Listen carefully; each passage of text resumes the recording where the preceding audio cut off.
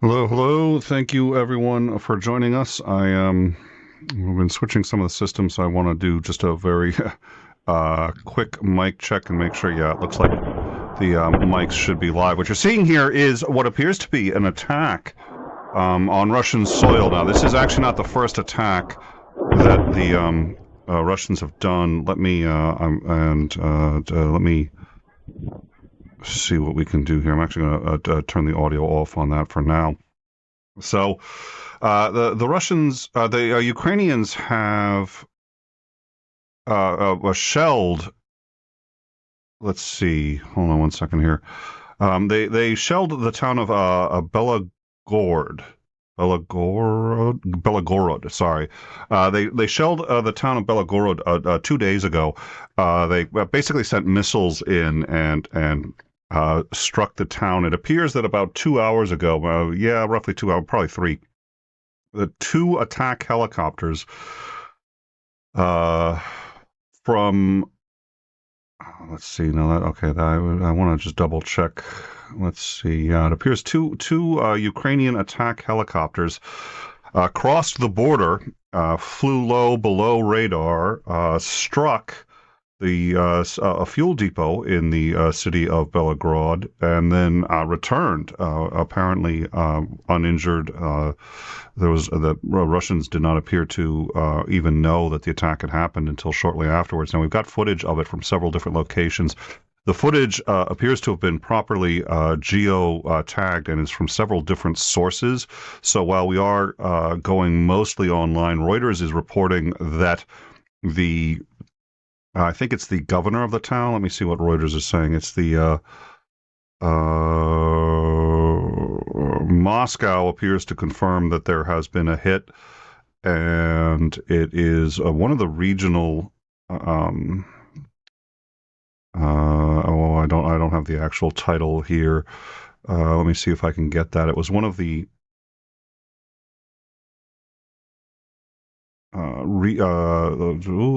let's see. The head of the Belgorod region. I don't know what that means. It doesn't say mayor or anything like that. But the head of the region says that they were in fact attacked by two helicopters. You can see the missiles coming in, and then striking the area. We also have some footage of the shelling that occurred 2 days ago. But what makes this interesting is, to the best of our knowledge, this is the first time they have actually sent troops of one form or another, in this case airmen, I suppose, into Russia and actually crossed the border. They weren't just shelling it. They weren't throwing artillery over the border. They actually incurred into the border, struck the oil field, and left. We believe at this point 8 separate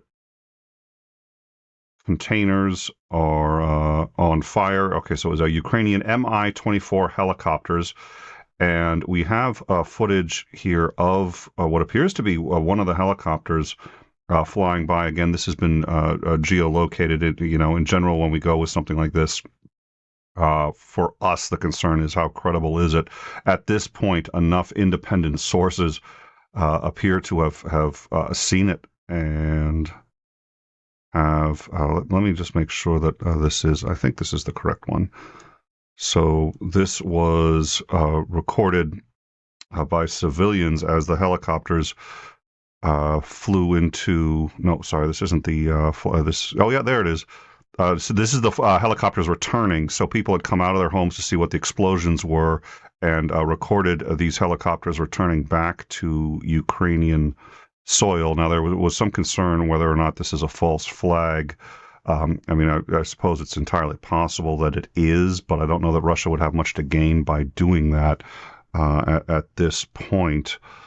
And it is as likely, I think, to further divide the Russian people. Those who think that they're being told the truth by their government, which is probably actually a minority, are going to say, okay, we really have to work harder. But for the people who are sitting there saying, this is the Ukrainians are welcoming them with open arms and they're denazifying. This is a pretty conclusive evidence, I would think, to a great many of them, that that's not the case, and the Ukrainians are not pleased. So you can actually see the helicopter there striking one of the containers. The fire appears to still be going and spreading. It was 8 tanks with a volume of 2,000 cubic meters each, and no reports of any injuries at the facilities. This is, and no reports. It appears to be a civilian run field, but it is supplying fuel for tanks and for the war. So, but again, what makes this remarkable is that the Ukrainians, it is their first offensive other than just sort of a retaliatory shelling at anything they could over the border. It's the first that I'm aware of, the first time that they've actually crossed over the border, struck a target, and then come back. And I think it's also very important just for morale and for letting the Russians know that they can be hit back. And my hope is that it has a significant impact on the people there. What we also do know is already, as I said, this happened about 3 hours ago, and the explosion seems to have woken a good number of people up. And already there are lines forming of people trying to get fuel. It looks like it's actually more of a panic buying. People are concerned that fuel may not be available in the near future. So they are, let me see if I can,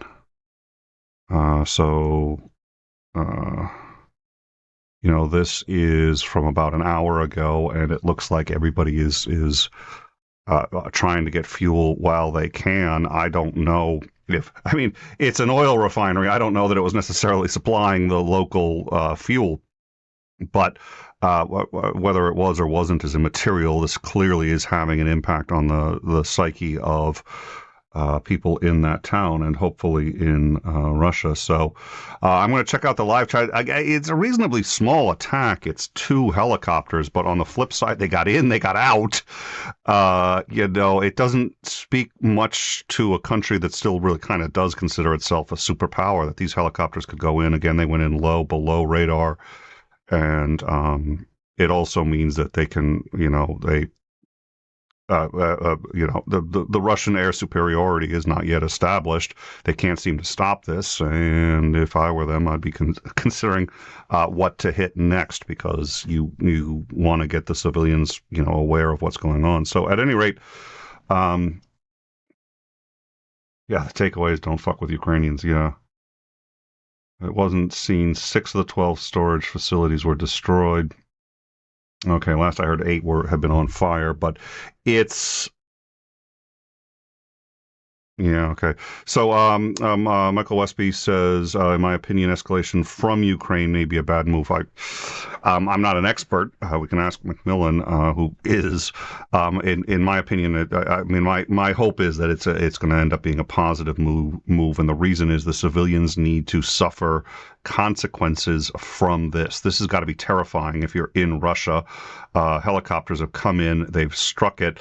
The news is probably going to be honest that this happened and spread it, but what they're going to say is, well, look at these aggressive Ukrainians. But first of all, it's not like right now Russia has the ability to crank up the attacks. They haven't gotten the logistics down. They have, I think it's 85% of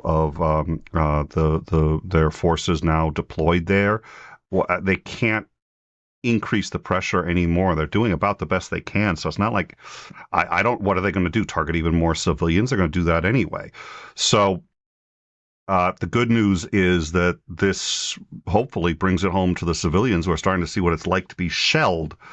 And they're suffering now from pretty significant, what's the word I'm looking for? They're suffering from the sanctions, and now they're getting attacked on their own soil.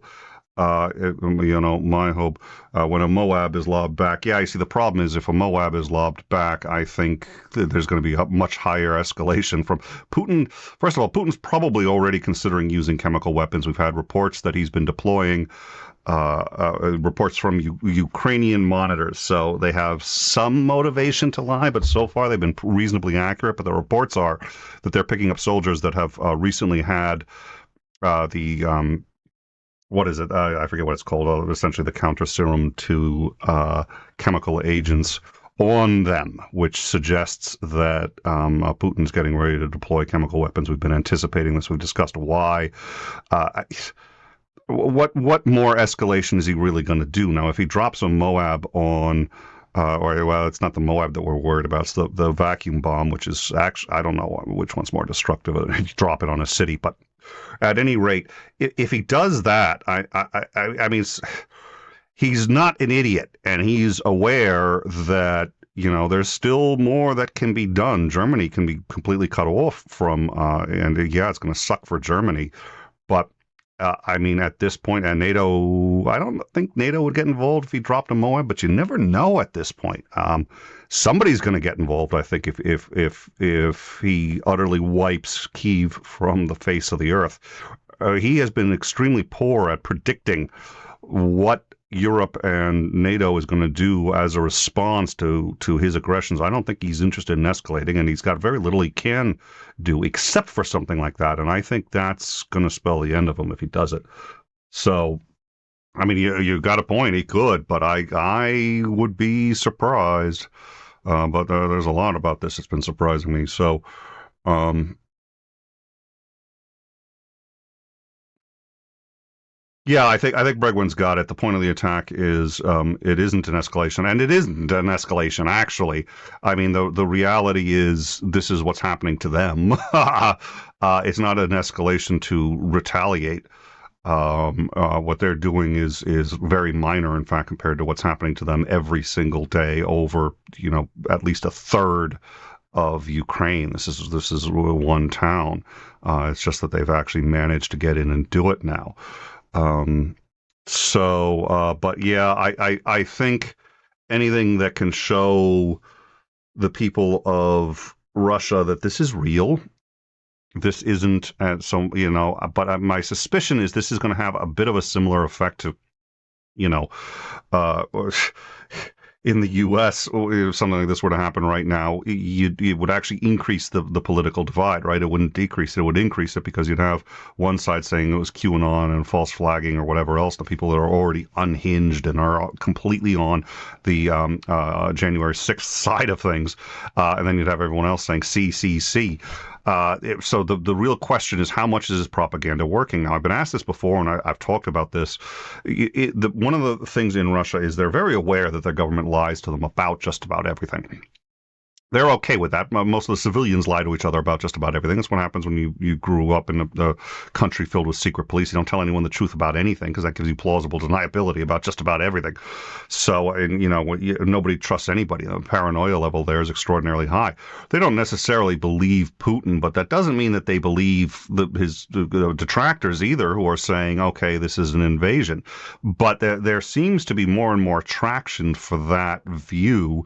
It has, people have now publicly said on air that that's what's going on, and there was famously an exchange on I think their version of 60 Minutes, which is called 60 Minutes, in which somebody was doing the sort of shilling for Putin, talking about how great it was, and he's like, and how they must be close to an end. And somebody came out and said, no, we're going to be there for 40 years if this is really what we're going to try to do.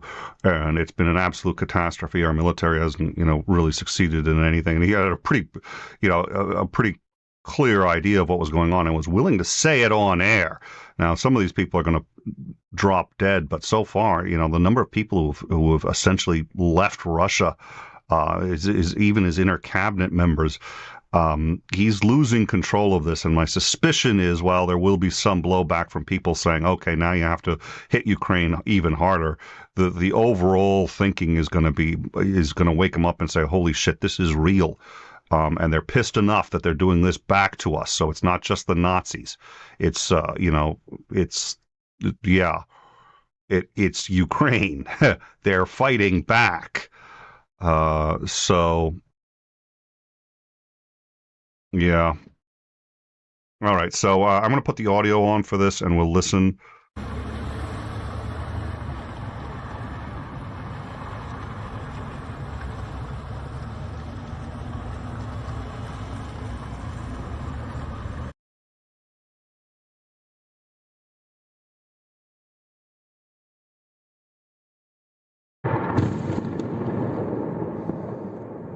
давай разбомбять.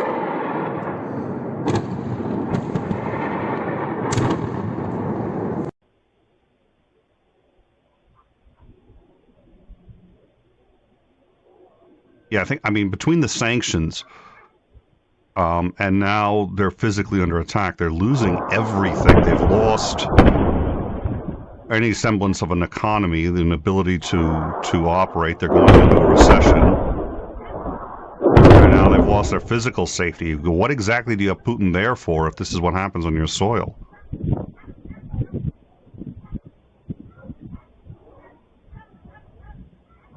And the problem is the oligarchs have family throughout Russia. Now, who knows so far, okay, it's an oil field, it's a military target.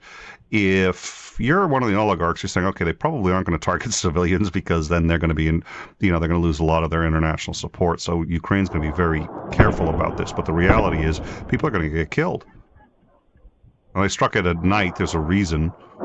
They were deliberately trying to lower civilian casualties. It's also easier, obviously, to get in at night, but they seemed to strike when they thought that there was going to be the fewest number of casualties.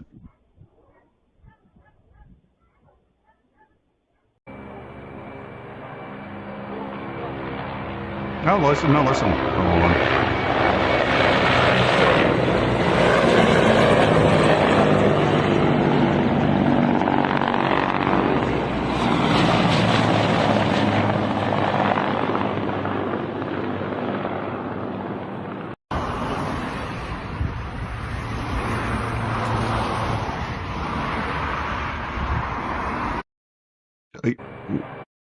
Yeah, I mean the Russian way of life is getting upended, and it sounds almost perverse to say that because it's not the same as how upended it is in Ukraine. But for a country that doesn't even really understand it's at war in any meaningful sense, they're certainly paying a lot of consequences. And this, my suspicion is this is going to have a heavy toll. And my hope and suspicion is Zelensky's going to increase the number of these attacks if he can. They're dangerous because he needs the military to defend his own country. But, the best defense is a good offense. Бедные собаки все убежали. Один отстрелялся, потом второй. О, там их сколько. Вот второй полетит. Now, what that was they were actually watching that on television, so that means it suggests to me it's aired somewhere.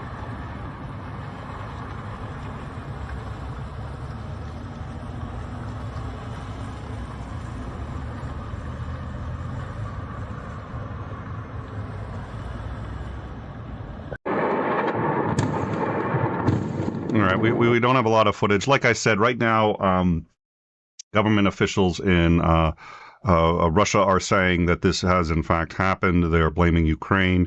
It is possibly a false flag. I doubt it because I think it's awfully dangerous. It's a huge gamble because you gamble Russians now sitting there and saying, oh, hey, wow, the war is real. We need to sit and decide what we're going to do about this. And it's as likely that they're going to say, get out.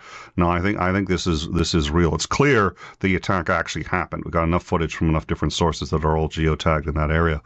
It happened. The question is who did it, and I think the evidence is extraordinarily strong. It was Ukrainians. So Native Atheist, $10. Thanks for the info. Thank you, good sir. I sincerely appreciate that. Thank you. We appreciate the super chats, and it's I'm the one you see, but it was Titan who actually first notified me about this.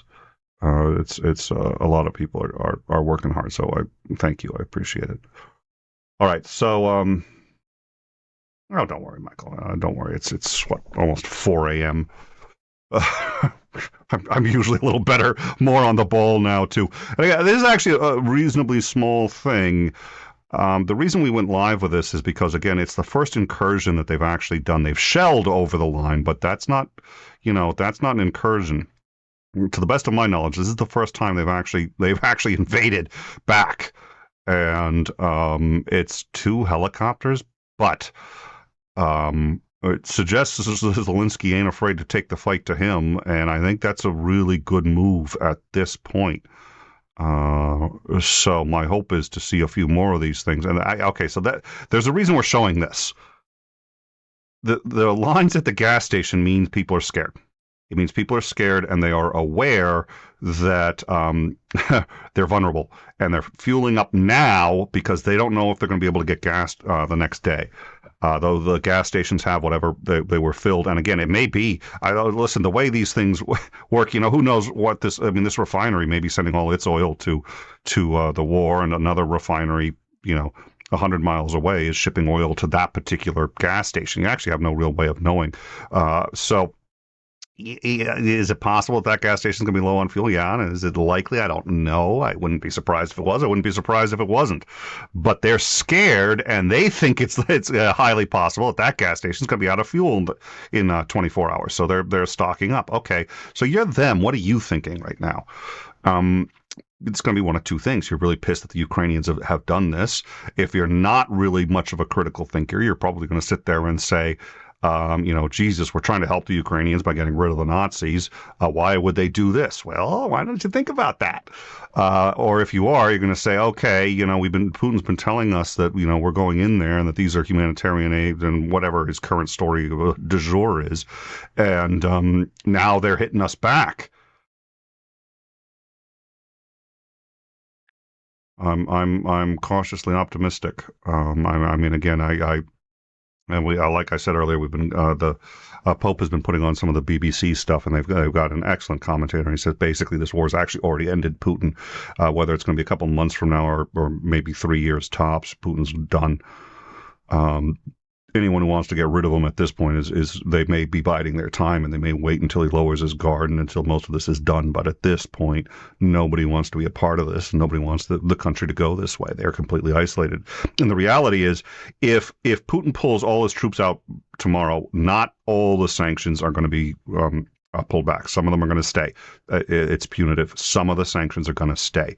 He has to know that he's going to have to pay a price for this kind of thing. So at this point, Russians have to be settling in, A, for the long haul on the sanctions, and B, now they've just had the consequences upped significantly.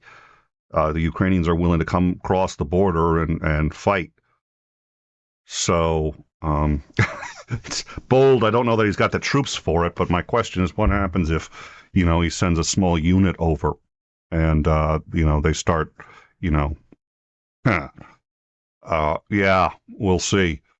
I don't know. I do take this as a good sign. I've noticed that I'm usually 60%, 70% right about these things. I seem right, and a lot of people end up agreeing with me. And then I talk to somebody who knows what they're doing. Again, usually Commander McMillan. He's like, okay, yeah, I can see why you think that, but here's what the reality is. But I'm thinking I'm right on this one. I think this is a good sign. We'll see. Anyways. Oh, Jesus. All right, so that's all we got. Like I said, it's two helicopters. It was, in and out. We've got the map up here. Let's see what we're looking at. And actually, the other thing I hadn't done yet, and I wasn't sure if I wanted to do it, is bring up our live map. It is probably there, but it's actually, I think it's only 30 miles, if I remember, from the border. So it's, they fly over, hit it, and fly back. And you can see those helicopters are flying low. There we go. So thank you again, atheist. Native atheist. I do. Especially during these shows, I try to go. I really do appreciate the super chats because we don't get. These shows are shorter, but I try not to linger too long. But that we really do appreciate it. So I personally very much appreciate it. So thank you. Let's see here. What I'm going to do now is see, I'm just going to quickly check. I'm not going to bring up the live map just yet because unless there's something really huge on it. Well, let's see. There we are. So, the live map may, so let's, what I'm going to do is quickly also just check if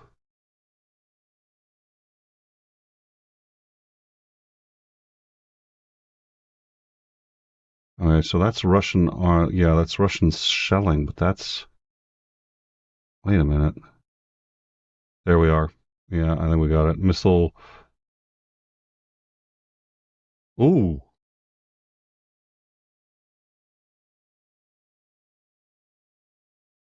No. Well, I'm gonna say I think this is part of a larger attack at this point. Um, yeah, there seems to be some evidence here that this is actually part of a larger attack. This isn't the only attack that's happened in the last 3 hours in that city. That city is also being shelled. Um, so it looks like okay. So it's yeah, there does appear to be active shelling in that area. I'm gonna see what else we can find here. There's a missile targeted offices at a industrial park.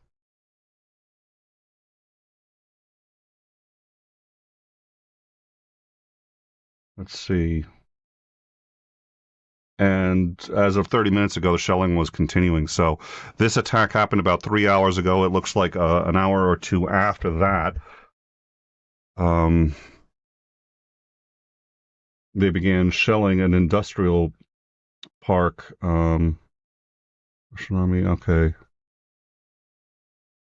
All right. No. Okay. That's the civilian. Okay. That's the Russians shelling. So okay. No. It was as of about an hour ago. We had. Let me bring this in. This was a.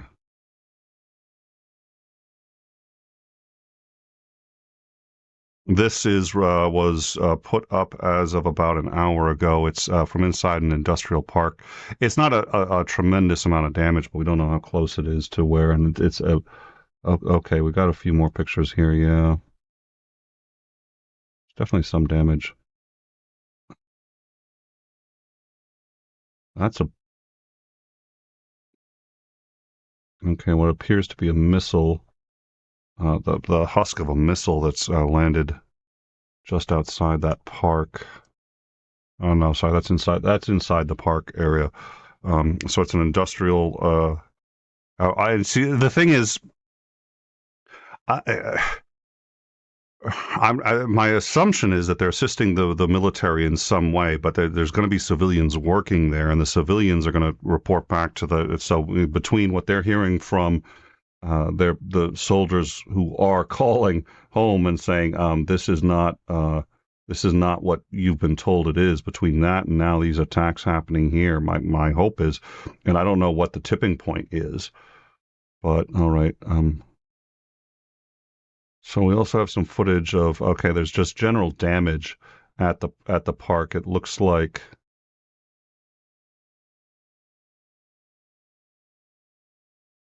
um, they're assessing it, having a hard time understanding what they're saying.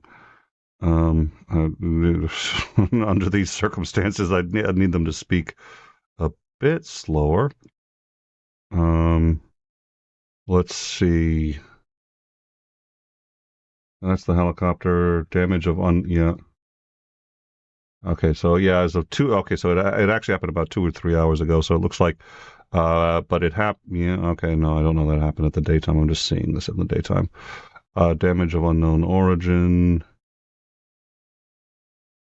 Yeah. All right. I don't think I'm gonna. I don't think I'm gonna have any more on that. So no. It doesn't look like it's a sustained attack. It looks like it was definitely several different attacks. There's blown out windows, some roof damage, and some this rocket here.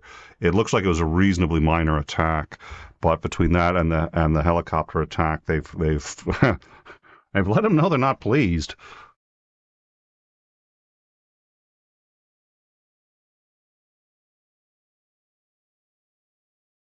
A cat, yeah, it was a weaponized cat.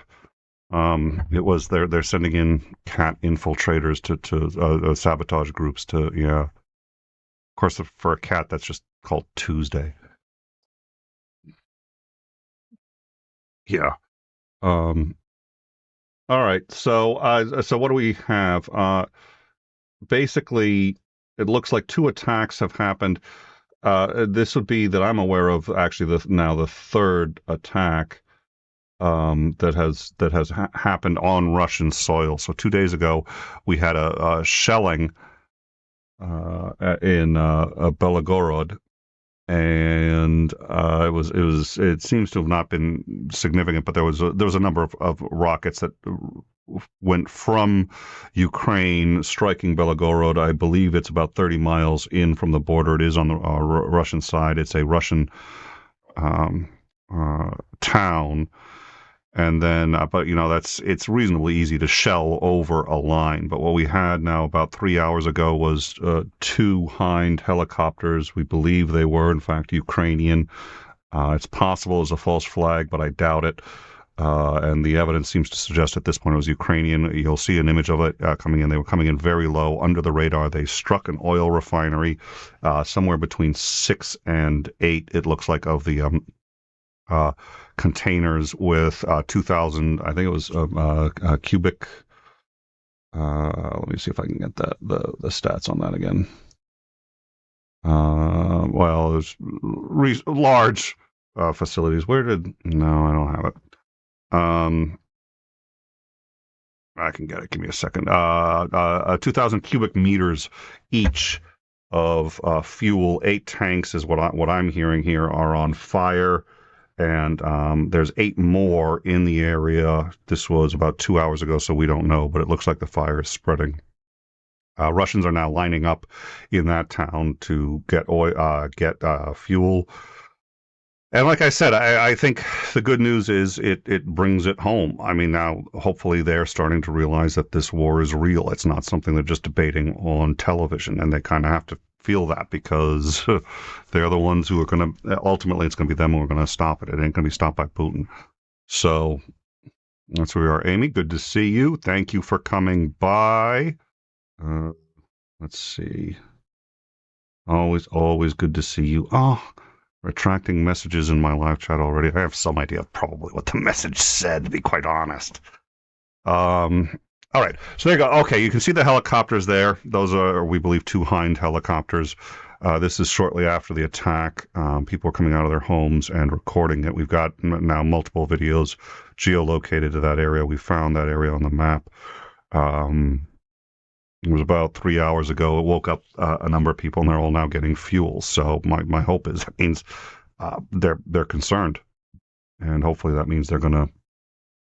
All right, try to get some sleep. Thanks for stopping by, Michael. All right, so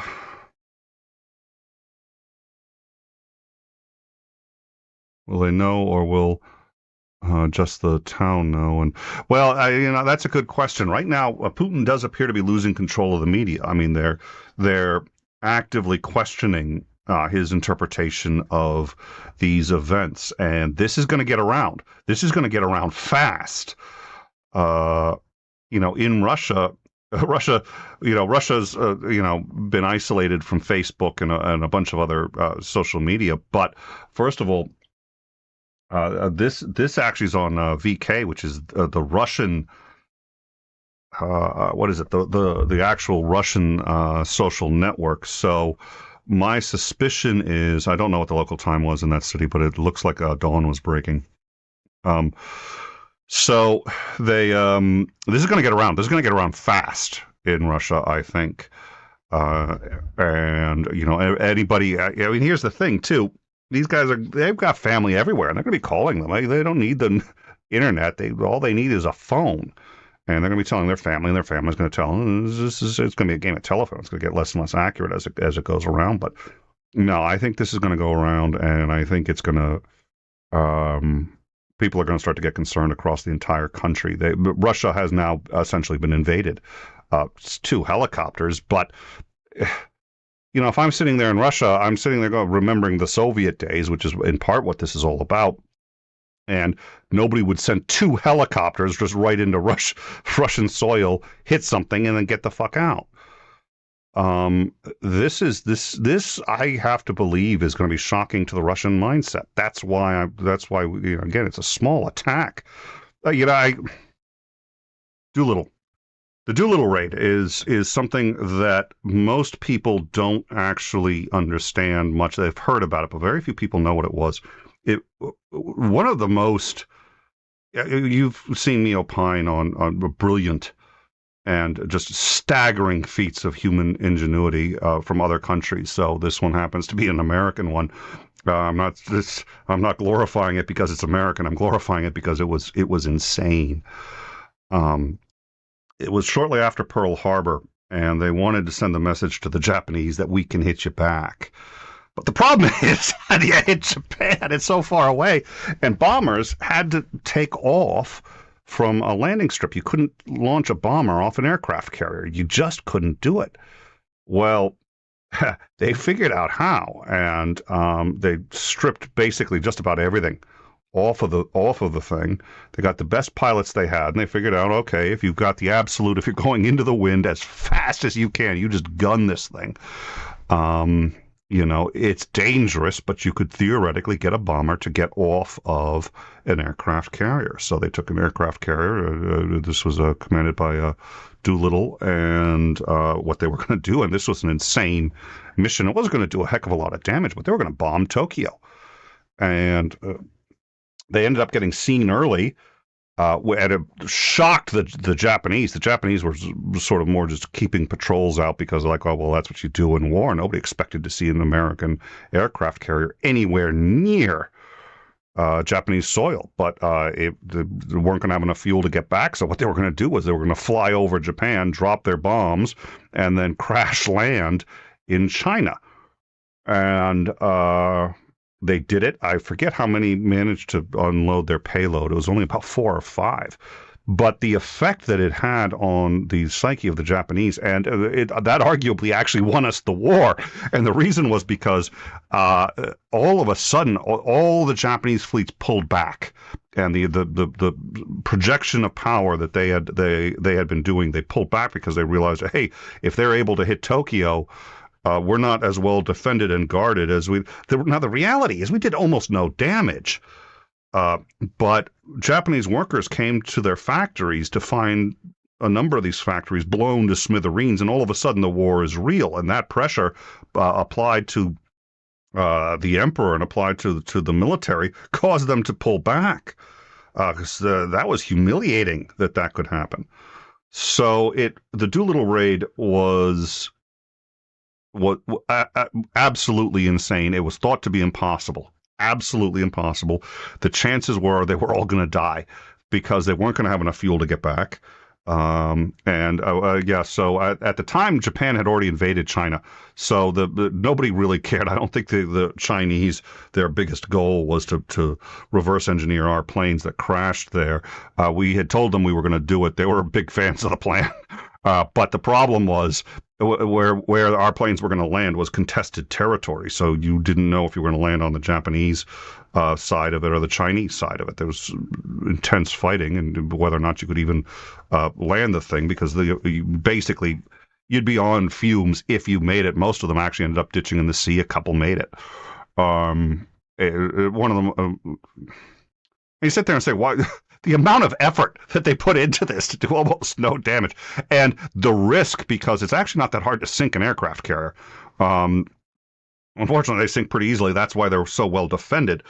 And we just said, no, we're going to let them know that, and it had a profound effect. And I started arguing, and I think it's arguable, easily arguable, that won us the war, because it dramatically changed their mindset. They became much more cautious at a time we needed them to be. So, anyways, my suspicion is this is essentially a Doolittle raid kind of thing. You've got 2 helicopters going in and saying, hi there, guess what? We can touch you too. And it's not much. It really isn't much. But for the average Russian who didn't think this was going to be on their soil, this is big. This is big.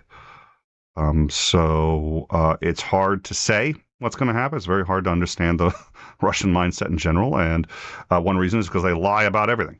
We've said why. It's not actually It's not a slight on them. It's the only way to survive in a society that's constructed the way they are. And it's when you come from the secret police kind of, you lie about everything. You have to. It's a survival mechanism. But they want to survive, and this war is now on their soil. So they're going to have to sit, and I'm hoping this is going to force some of them. You don't have to force all of them to think about this. You have to force enough that it crosses the tipping point, and we don't know where that is, and we don't even know if it's crossable. But my suspicion is it is, and obviously they think it is, and that's what they're trying to do here. So this reminds me of the Doolittle raid. I think that's essentially what we're seeing here. Go in, hit them, get out, and maybe do it again if you can. Like I said, they've been shelling, so there's been at least shelling twice now in that city. That city is starting to see what it's like to live in Ukraine. They're getting a very small taste of it, like 1%, but they're seeing it. So, Amy Newman, this will be Putin's biggest mistake. I think so. I think he's out. It's just a question of when. I forget his name. His last name is Clark, but he's not Richard Clark. But he's no relation to the Clark that Americans are familiar with. But he's a commentator on the BBC. He said, "Yeah, Putin's already done. It's just a question of is it in 3 months or 3 years." But he's not gonna. They're not going to tolerate a mistake of this magnitude. So even if nobody removes him now, the question is, do they try to remove him now, or do they wait and find an easier way to do it where you're more likely to survive it? But the oligarchs, I think, no, I know the oligarchs. Listen, I'm just going to say this, Amy. Okay, I don't. I taught high school for a bit. I've had a few other jobs, but I'm not like an expert on LinkedIn and doing all, and I'm not like a real business or savvy, but I have to believe that when somebody puts a $1 million bounty on your head, dead or alive, on LinkedIn, it doesn't look good on your resume. That's just me, okay? Now, I'm not an expert, but I think that has a negative impact on your resume. So, yeah, and Putin, oh, wow. Yeah, that was, dear Lord. I think you're right, Amy. I think he's gonna, we'll see. Right now, it's about applying as much pressure as you can from as many different places as possible. It's the people, it's the oligarchs. The oligarchs, in part, are the people. They're the elite, they're the ruling elite, but they're tied to the people in a way that Putin is not. So they feel it. So we'll have to see. And the oligarchs are much more aware of, because the oligarchs actually have to walk amongst the people. Putin doesn't have to. The oligarchs do. So, yeah, I think he's in trouble. My hope is that, and I think we're probably still months away from a resolution, but this is big. This is really big. It's the first actual incursion into their territory that I'm aware of. So, and like I said, we did the same thing against Tokyo, and it changed everything. So we'll see. I don't know. We're not going to know for a little while. And no, we didn't really know in Tokyo for a little while, but we'll see. Like I said, the fact that there's lines for fuel already is a very good sign in my book. But we'll work it out. Anyway, yeah, indeed, that's not exactly a resume, but no. Jeez. Last time we checked like a week ago, still up. It had been up for a week. My assumption is it's still up now. LinkedIn's like, we're going to look the other way with our policies. Oh, dear Lord. It's crazy. It was good to see you, Amy. Good to see you, Jeremiah, too. So we've a lot of people here, so thank you guys for showing up. I'm going to do one more quick rundown, and then I think we're going to call it a night. It's actually a reasonably small thing. So what we have that has now happened in the last 4 hours, we have a really very, very high confidence at this point that 2 Ukrainian MiG-24 helicopters, these are the Hind helicopters, crossed over into Russian territory, about 30 miles, I believe. I forget the distance for Belgorod, and they struck a oil refinery in Belgorod, at least 8 of the containers there holding 2,000, what is it? 2,000, square cubic meters of. Oh dear Lord, I shouldn't just. Let me figure out what that was. That was 2,000. 2,000 cubic meters of oil each. They're on fire. The fire appears to be spreading. They're concerned about it spreading to at least another 12. Another 8 containers. This would utterly destroy the facility. At the same time, they did shell the facility, but there's a very big difference between shelling over the border and sending in helicopters. Now, it's 2 helicopters, but the helicopters got in and out of Russian soil alive and in one piece. And if you know what, if I'm anywhere near that town right now, I'm pissed. I am livid, actually, because I'm sitting there going, how are Ukrainian helicopters, with Nazis or not, whatever you think is in those helicopters, how are they coming into my neighborhood? That's actually humiliating. That's a humiliation, too, quite frankly. So they went in, they hit, they left. It's the Doolittle raid, right? It's a small attack. It's one refinery. They shelled an industrial park in the same town. They've shelled the town now. That's at least the second time they've shelled the town. First time that they've done an incursion into it. But it's an incursion. Their troops, hostile troops, have entered and have struck Russia and then left unharmed. That's fucking serious. My hope is that this has a significant impact on the psyche of the Russians. I think it's going to be a week, maybe 2, before we can even begin to gauge it. It might not be. It may be that all over the news you're going to see people sitting there going, what the fuck is going on? I don't know. But this is big, and my hope, I think it's big. So we'll see. Anyways, that's it. We have now the at least the 3rd attack on this town. 2 today, 1 previous. It was a shelling previously and a shelling today, but there was also 2 Hind helicopters which have gone in, struck, and apparently may well have destroyed, done severe damage, but may be destroyed within a few hours. An oil refinery. Russians in that town have been lining up to get gasoline now. And we had mentioned this earlier. If you're a Russian, you're feeling this already. You've got the sanctions. You've been now cut off from most of the internet. Your life has changed reasonably significantly, actually. And you're not able to deal in dollars anymore, which is actually, they've always done. They don't deal with the ruble because they know it's worthless. So their lives have changed reasonably significantly already, but now they're in physical danger.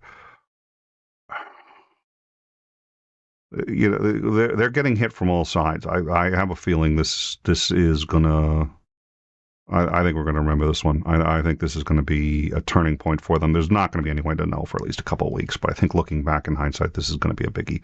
Like I said, it was for the Doolittle raid. The Doolittle raid was nothing compared to what they did at Pearl Harbor. It was nothing.